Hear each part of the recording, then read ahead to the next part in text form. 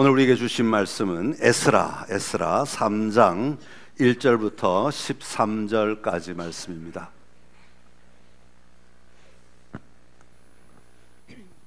에스라 3장 1절부터 13절까지 말씀, 저와 여러분이 한 절씩 교독하겠습니다.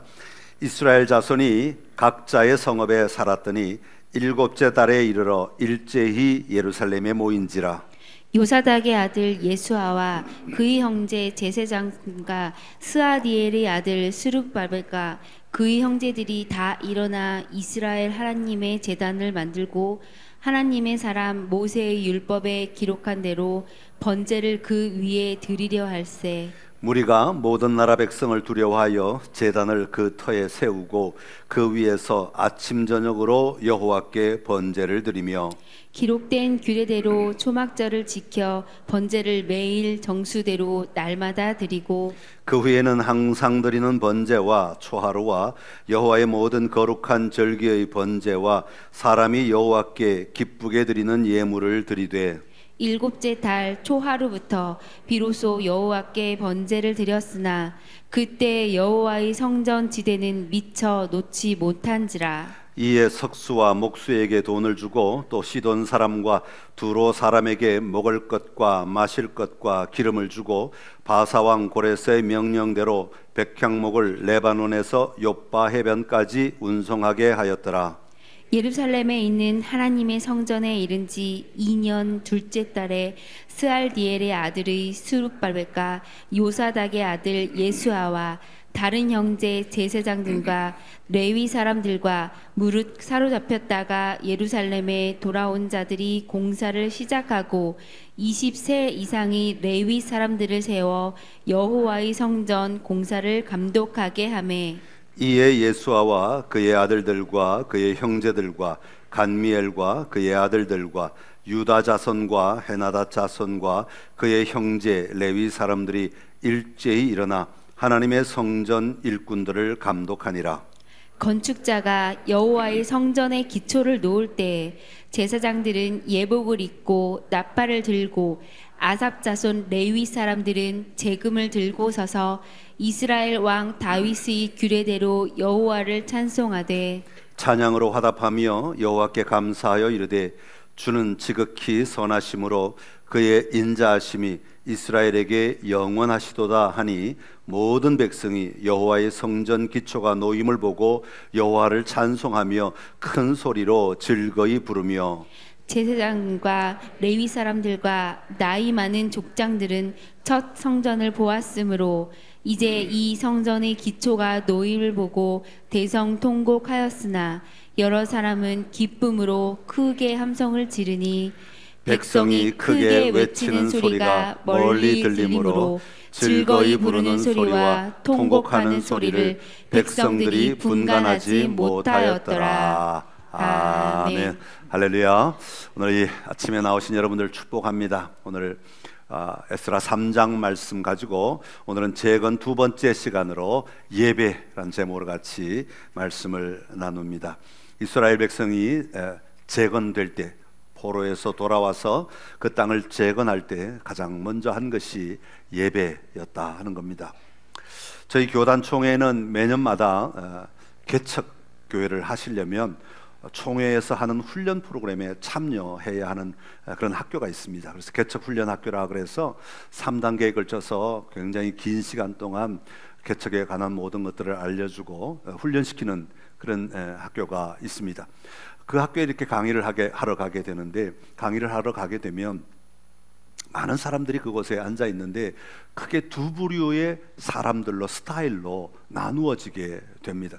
첫 번째 스타일은 어떤 사람들인가 하면 내가 교회를 개척하기로 했다 그렇게 결정을 하고 나서는 건물을 먼저 빌립니다. 상가를 빌려서 상가를 먼저 예배당으로 꾸며요. 강대상을 사다 놓고 장의자를 사다 놓고 그런 다음에 개척 예배를 드립니다. 그렇게 해놓고는 이제 땅 이제부터 개척교회가 시작됩니다 하면서 전도도 하시고 또 예배도 드리고 또 기다리기도 하시고 그렇게 하시는 분들이 있어요. 그 다음에 두 번째 부류는 어떤 사람들인가 하면 예배를 자기의 비전을 함께 나누고 그 비전에 동의하는 사람들을 몇 명이 모여가지고 자기 집에서나 사무실에서나 아니면 카페에서나 작은 공간에서 먼저 예배를 드립니다. 그래서 함께 예배드리고 함께 말씀 나누고 함께 비전 나누고 그렇게 예배를 드리다가 사람들이 점점 한두 명씩 더 이렇게 찾아와서 같이 예배드리고 또 전도하고 같이 와서 예배드리고 그렇게 하다 보면 집에서 예배드릴 수 있는 숫자가 넘어버리니까 어떻게 하느냐면 그때서 예배드리는 장소를 찾는 그런 사람들이 있습니다. 뭐 정답은 없습니다. 어떻게 하든지 하나님은 여러 가지 방법으로 일하시는 하나님이시기 때문에 정답은 없습니다만은 제가 느낄 때 개척 학교를 할 때마다 느끼는 것이 뭐냐면 하나님 앞에 예배가 우선될 때에 하나님의 교회가 세워진다 라는 사실입니다. 그러니까 예배 없이 교회가 세워지는 경우는 거의 없다는 거죠. 반드시 그곳에 예배가 있고 살아있는 예배가 있는 곳에 하나님은 교회를 만들어 가신다 하는 것을 발견하게 되죠. 여러분, 예배라는 말을 우리가 늘 자주 사용하는데 영어로 보면 예배 그러면 영어로 뭐라고 표현하냐면 서비스라고 되어 있어요. 미국 교회나 서양 교회들 주보에 보면 서비스라고 쓰여져 있어요. 여러분, 서비스 많이 듣던 말이죠. 여러분 잘 아는 단어입니다. 서비스는 뭐예요? 식당 가서 여기 서비스 좀 더 주세요. 서비스 이 집 서비스가 영 엉망이네. 서비스가 이 집 참 좋으네. 우리 다 그렇게 이야기를 하죠. 여러분, 서비스라는 말의 의미는 뭐예요? 섬긴다는 말이에요. 우리가 어디를 갔는데 서비스가 좋다라는 말은 뭐예요? 저 사람들이 나를 잘 섬겨준다. 내가 필요한 것을 잘 갖다 준다. 김치 떨어지면 눈치껏 갖다 김치도 갖다 주시고 뭐 반찬도 갖다 주시고 밥도 갖다, 이런 서비스를 잘한다, 그런 얘기를 하는 거죠. 섬긴다는 의미가 담겨 있어요. 여러분, 예배를 서비스라고 말하는 이유가 뭐겠어요? 예배는 우리가 하나님을 향하여 섬기는 시간입니다. 그러니까 예배의 주체는 우리가 아니라 하나님이시고 예배를 받으시는 분은 하나님이시고 우리는 섬겨 드리는 쪽이라고 하는 것을 우리가 분명히 기억해야 합니다. 여러분, 그러다 보면 섬김을 받는 쪽이 주가 되어야 바른 예배가 되지, 섬기는 쪽이 주가 되어버리면 이것은 잘못된 예배가 되어버릴 가능성이 굉장히 많아지는 거예요. 여러분, 서비스를 한다고 할 때 서비스 하는 사람이 자기 마음대로 막 해버리면 내가 필요하지도 않고 내가 원하지도 않고 내가 채워지지도 않는데 막 자기 딴에는 잘한다고 막 하셨는데 나하고는 아무 상관없어. 그럼 우린 서비스 잘했다고 얘기를 하지 않게 되는 거죠. 마찬가지로 우리 하나님이 기뻐하셔야 되고 우리 하나님이 즐거워하시는 예배를 우리가 드릴 수 있는, 섬길 수 있는 자리가 바로 우리의 예배 자리다 하는 것입니다. 오늘 우리가 에스라스를 계속 살펴보고 있는데 포로에서 돌아온 이스라엘 백성들이 예배를 먼저 재건하고 있는, 다시 말하면 예배를 다시 세우고 있는 모습으로부터 오늘 3장은 출발하고 있습니다. 그리고 그 예배는 성전의 기초를 놓는 일과 연결되고, 그리고 그러면서 그 어려운 환경 가운데서도 어떻게 하나님을 예배하는가, 어떻게 하나님을 섬기는가를 잘 보여주고 있는 것이 오늘 에스라 3장의 이야기입니다. 오늘 이 모습을 통해서 우리 공동체도, 우리 교회도 예배가 어떤 것이고 우리를 어디로 이끌어가며 어떤 능력이 있는지를 함께 살펴보고 예배에 성공하는 교회, 예배가 정말 아름답게 드려지는 교회, 그런 교회가 될 수 있기를 간절히 기원합니다. 자, 먼저 예배는 어떤 것이냐? 예배는 하나님을 집중하는 것이 예배입니다. 한번 따라합시다. 예배는 하나님을 집중하는 것입니다. 오늘 본문 1절부터 5절까지 말씀인데요, 1절에 보면 이스라엘 자손이 각자의 성읍에 살았다, 그렇게 시작합니다. 돌아와서 흩어져서 자기가 거할 자리를 찾아서 살아가고 있다가 7째 달에 일제히 예루살렘에 모였다, 그렇게 설명하고 있습니다. 여러분, 왜 모였겠습니까? 그들은 제단을 쌓고 번제를 드리기 위해 모인 것이죠. 오늘 본문에 보면 계속해서 반복하여 나오는 단어가 뭐냐 하면 번제라는 단어입니다. 여러분, 번제는 뭐예요? 제사죠. 제사는 오늘날 우리의 말로 바꾸면 예배가 되는 거예요. 하나님 앞에 우리의 자신을 온전히 태워드리는 예배를 번제라고 말하는 거예요. 그러니까 이스라엘 백성들이 7째 달에 일제히 예루살렘에 모여가지고 한 일이 뭐냐 하면 자기들이 할 수 있는 최선을 다한 예배를 드렸다라는 것을 말씀하고 있습니다. 그런데 여기에 특징이 있는데 뭐냐 하면 1절 끝에 일제히 예루살렘에 모인지라, 그렇게 말해요. 근데 여기서 일제히라는 말은 어떤 시간적인 그런 개념을 얘기하는 것이 아니라 원문에는 일제히라는 말이 한 사람처럼이란 뜻이에요. 한 마음으로 모였다면, 한 사람처럼 모였다. 여러분, 흩어져 살아가던 귀한 자들이 다 한 사람처럼 모였다라는 말은 일사불란했다, 외형적으로 일사불란했다, 그런 의미도 되지만 더 중요한 것은 그들의 마음이 다 똑같았다라는 거예요. 그들이 모여야 할 이유가 다 똑같이 있었다라는 거죠. 여러분, 그들의 마음 안에 딱 똑같이 다 한 사람처럼 모일 수 있는 이유가 무엇이었겠습니까? 그것은 바로 여호와 하나님을 향한 마음, 하나님을 만나고 싶은 마음, 하나님을 누리고 싶은 마음, 하나님의 임재를 경험하고 싶은 마음, 그 하나님의 임재 앞에 나아가려는 마음. 그 당시에는 성전에서 예배를 드릴 때에, 제사를 드릴 때 하나님이 그곳에 임재하셨고 그곳에 들어가서 하나님의 임재를 누린다고 하는 개념이 있었기 때문에 그들이 일제히 모였다라고 하는 것은 하나님의 임재 안으로 들어가고자 하는 열망들이 그들 귀한 자들 안에는 동일하게 똑같이 다 있었다 하는 것입니다. 이스라엘 백성들은 포로에서 돌아와 한 마음으로 예배를 드릴 때 어떻게든 하나님이 기뻐하시는 예배를 드리려고 몸부림치고 있는 것을 볼 수가 있습니다. 2절과 3절에 보면 제사장들과 지도자들이 다 일어나 이스라엘 하나님의 제단을 만듭니다. 여러분, 제단이라고 하는 것은 돌을 쌓아서 그 위에 번제의 물을 태울 수 있는 그런 장소를 마련하는 것, 틀을 마련하는 것을 이야기합니다. 그런 다음에 하나님의 사람 모세의 율법에 기록된 대로 번제를 드렸다, 그렇게 기록하고 있어요.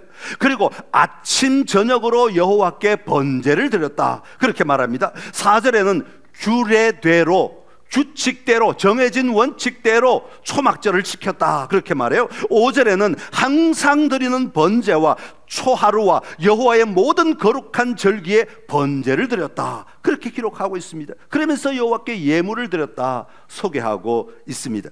여러분, 가만히 보십시오. 절기, 규칙, 형식, 규례, 법, 이런 단어들이 가득 차지 않습니까? 여러분, 왜 이스라엘 백성들이 이렇게 예배를 드릴 때 함께 모여서 그냥 기뻐하고 즐거워하면서 예배 드리지 아니하고 절기를 지키려고, 형식을 지키려고, 규례를 따르며 법을 지키려고 몸부림치고 있겠습니까? 여러분, 그것은 바로 유다 백성들이 바벨론의 포로로 잡혀간 이유가 하나님께 바르게 예배 드리지 못했기 때문이라는 인식이 있었기 때문에. 여러분, 바르게 예배 드리지 못했다는 것은 무슨 뜻이냐 하면 단순히 번제를 제대로 안 드렸다, 물론 그것도 포함됩니다만은 이스라엘 백성들의 마음에서 하나님이 멀어졌다라는 의미예요. 하나님을 멀리하고 이방 나라들을 섬기고 우상들을 섬기는 자리에 앞장섰기 때문에 하나님이 그것이 싫어서 그들을 바벨론의 포로로 옮겨 놓으신 거예요. 이스라엘 백성들은 그것을 알게 된 거예요. 70년이 지난 다음에 귀환했을 때 그들은 그 사실을 분명히 인식하고 있었고 그것을 마음속 깊이 새기고 있었어요. 그래서 돌아오자마자 그들이 한 마음으로 했던 것이 뭐냐면 하나님의 말씀대로, 하나님의 규칙대로, 하나님의 법대로, 하나님의 순서대로 제단을 쌓고 예배를 드렸다는 거예요. 왜요? 하나님을 기쁘시게 하기 위해서. 자기들의 방식대로 하면 그저 하루에 한 번 예배 드리는 것으로 충분할지 몰라요. 7월 첫날 예배 드리는 것으로 충분할지 몰라요. 그러나 자기들이 원하는 대로 아니라 하나님이 원하시는 대로, 하나님의 규례대로, 하나님의 법대로, 하나님의 원칙대로 예배를 드렸다는 거예요. 아무것도 없는 그들이 얼마나 힘들겠어요, 그런 예배를 드린다는 것이. 그럼에도 불구하고 그들은 하나님 앞에 그런 예배로 나아갔던 것이죠. 왜요? 하나님 임재 앞에 있고 싶은 열망이 그들 안에 너무 강했기 때문에.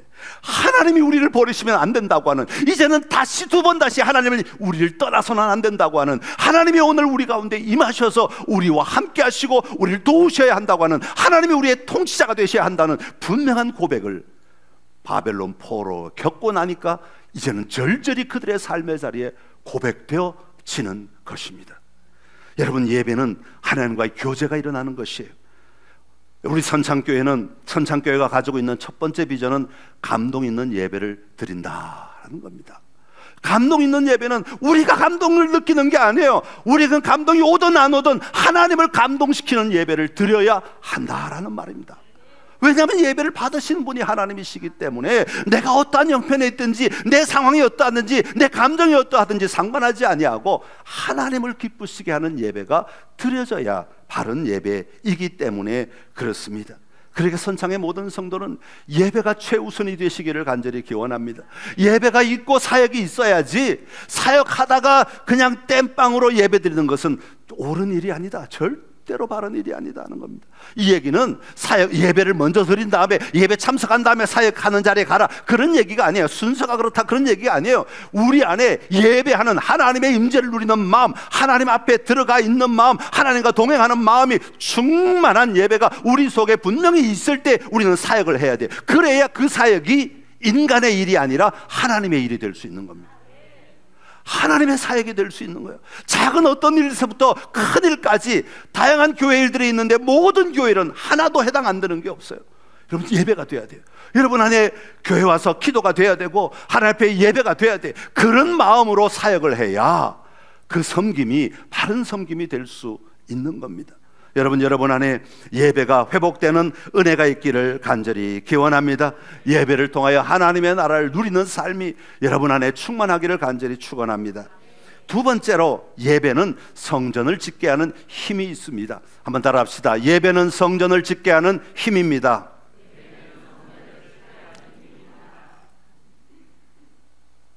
6절부터 9절까지 말씀인데 1절부터 5절까지 예배가 시작되었다라는 것을 말씀드렸습니다.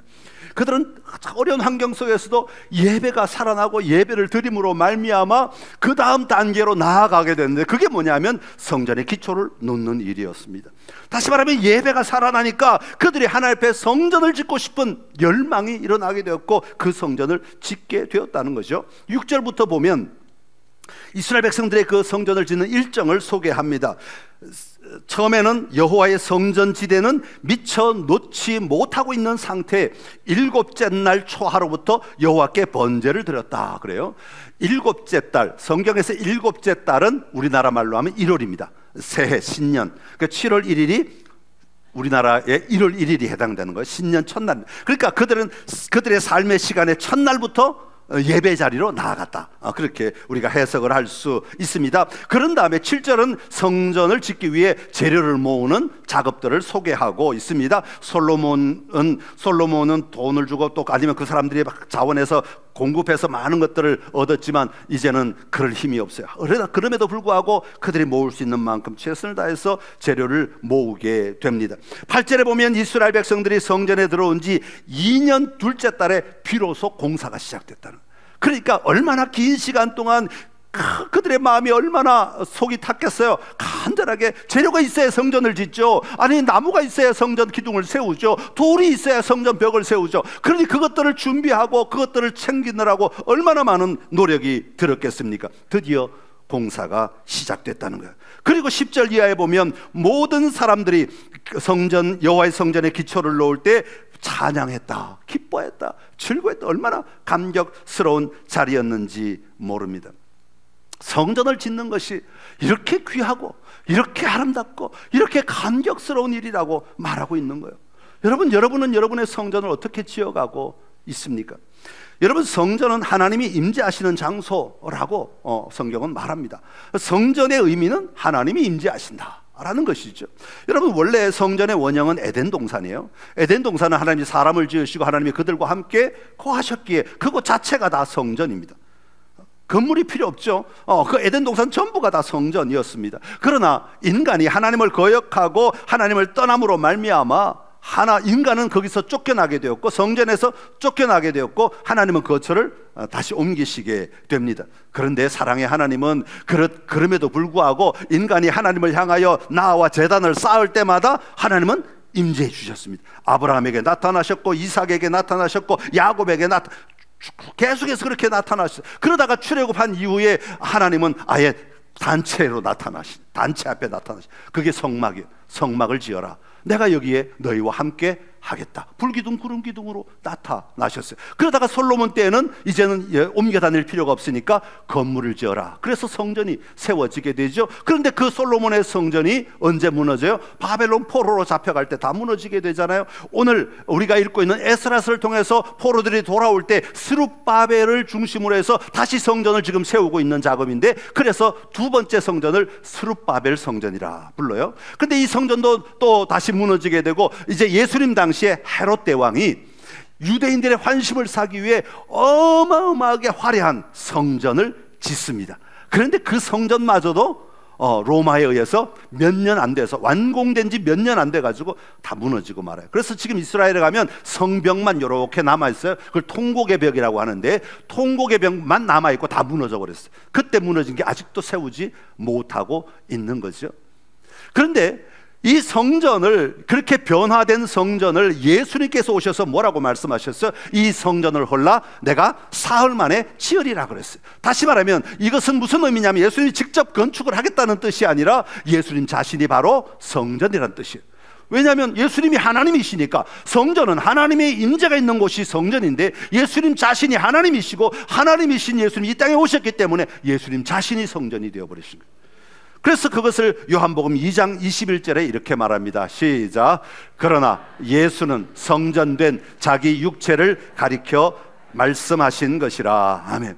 그리고 오늘 우리는 그 예수님을 내 안에 믿음으로 모시면, 성전이신 예수님을 내 안에 모시면 내가 곧 성전이 되는 겁니다. 내 안에 성전이 세워지게 되는 것이죠. 고린도전서 3장 16절의 말씀, 시작. 너희는 너희가 하나님의 성전인 것과 하나님의 성령이 너희 안에 계시는 것을 알지 못하느냐. 아멘. 여러분 자신이 하나님의 성전인 줄 믿고 살아가시기를 바랍니다. 고린도후서 6장 16절은 이렇게 말합니다. 시작. 우리는 살아계신 하나님의 성전이라. 아멘. 자, 그럼 이렇게 된 성전된 사람들은 어떻게 해야 되느냐? 에베소서 2장 21절 22절 시작. 그들 안에서 건물마다 서로 연결하여 주 안에서 성전이 되어가고, 너희도 성령 안에서 하나님이 거하실 처소가 되기 위하여 그리스도 예수 안에서 함께 지어져 가느니라. 아멘. 우리는 끊임없이 계속해서 성전을 지어가는 자가 되어야 돼요. 여러분, 우리의 성전이 완전해진 건 아니에요. 예수 그리스도는 완전하시지만 그 성전을 계속해서 누리는 우리는 완전하지 못해요. 그렇기 때문에 우리는 날마다 자라나야 된다는 거예요. 날마다 성전을 더 아름답게, 성전이 더 성전되도록 만들어가는 삶을 우리는 살아내야 된다는 것이죠.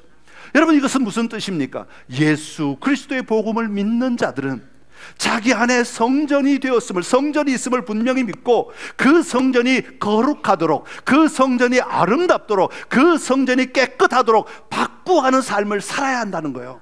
예수님께서 성전에 들어가셔서 채찍을 들고 상을 뒤엎으신 것을 우리가 기억해야 합니다. 내 안에 잘못되어 있는 것, 내 안에 세상적 가치로 뭉쳐져 있는 것, 그것들을 깨트려야 될 건 깨트리고, 부실 건 부셔버리고, 회복돼야 될 건 회복해야 한다는 거예요. 그래서 예수 믿으면 세상적 사고방식으로 살아가서는 안 되고 하나님 나라 가치로 살아가야 돼. 여러분, 하나님 나라 가치로 살아간다는 것은 무슨 뜻이냐면, 내 성질도 바꿔야 된다는 거예요. 내가 가진 규칙들도 바꿔야 된다는 거예요. 내가 가진 뭐랄까요, 성품, 고집, 이거 다 바꿔야 된다는 거예요. 이거 안 바꾸면 성전이 아름다울 수 없어요.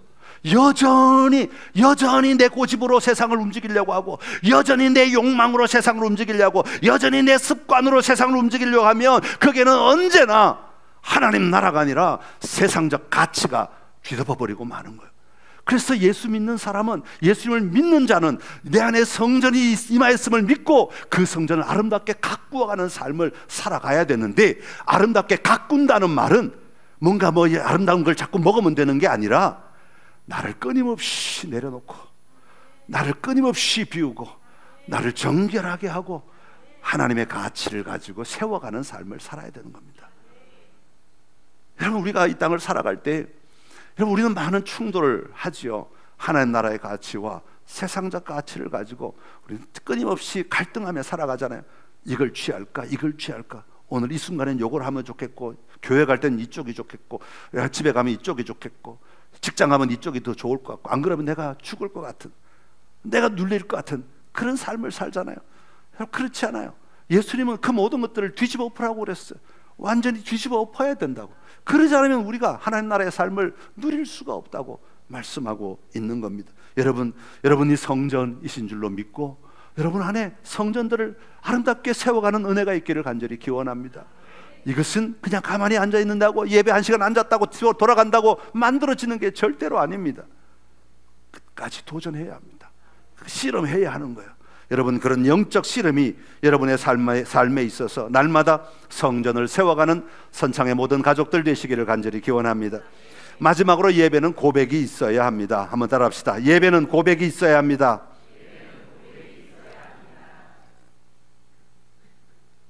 예배는 그냥 구경만 하는 것이 아니라 내 안에 있는 믿음을 표현하며 드리는 예배가 되어야 된다 하는 겁니다. 고백은 말로만 하는 것이 아니라 다양함으로 표현하지요. 성도들 가운데 가끔 보면 이 예배를 드릴 때도 그렇고 또 신앙생활 할 때도 그렇고 어떻게든 이 억누르려고, 신학생 가운데 한 명이 매일 기도만 하면 단체 이렇게 합심기도하고 통성기도를 하면 열심히 하다가 딴 사람은 30분도 하고 1시간도 하는데 이 친구는 딱 9분만 하더래요. 9분만 되면 칼같이 기도를 멈춰버린대. 그래서 사람들이 물어봤어요. 너 왜 자꾸 9분만 기도하냐?